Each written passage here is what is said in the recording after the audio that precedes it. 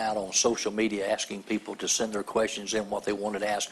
We received one question from as far away as Sweden, Senator, and the question was Sweden? From Sweden. Okay. So we've gotten some interest in on national security here, and the question was this: how do we stop the expansion of ISIS?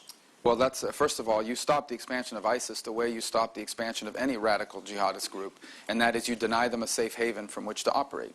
In order for a jihadist group to grow, prosper, recruit, train, and conduct operations, they need somewhere to operate from. Al-Qaeda needed the sponsorship of the Taliban to plan 9/11, and ISIS needed Syria, the instability there, now Iraq, increasingly Libya, and other places as an operational space. We have to deny them these operational spaces. In fact, the next place ISIS will focus on is Afghanistan.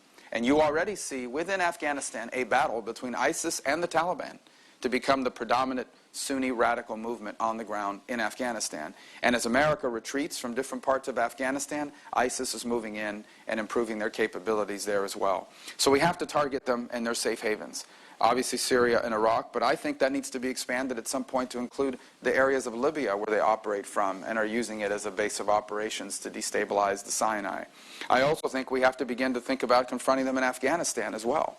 Not to mention all these affiliate groups around the world that have now pledged allegiance to ISIS. Confronting them means ultimately confronting them on the ground. I believe we have to increase air assaults against them, and I think it's been important in degrading their logistical capabilities, their ability to resupply, etc. But in the short term, we need to subject them to some high-profile, humiliating defeats so we could reverse this global narrative that ISIS is unstoppable. That's how they're attracting recruits. They put up very well-produced videos on social media, and the message they're sending to young jihadists around the world is, join us, we're unstoppable. We have to prove that wrong. So I do think some special operations attacks in combination with increased airstrikes is important in the short term.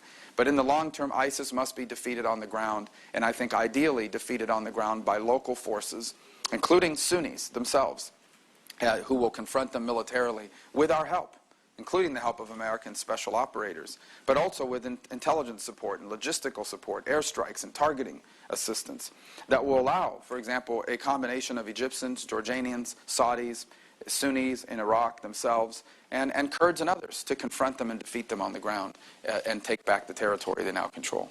You talked about social media. How do we fight ISIS on social media? And are Facebook and Twitter, are they doing enough?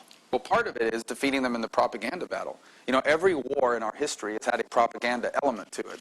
If you go back and look at the old newsreels of World War II, where we were constantly propping up the American people, pointing out the successes we've had, and of course the Nazis and others invested heavily in propaganda.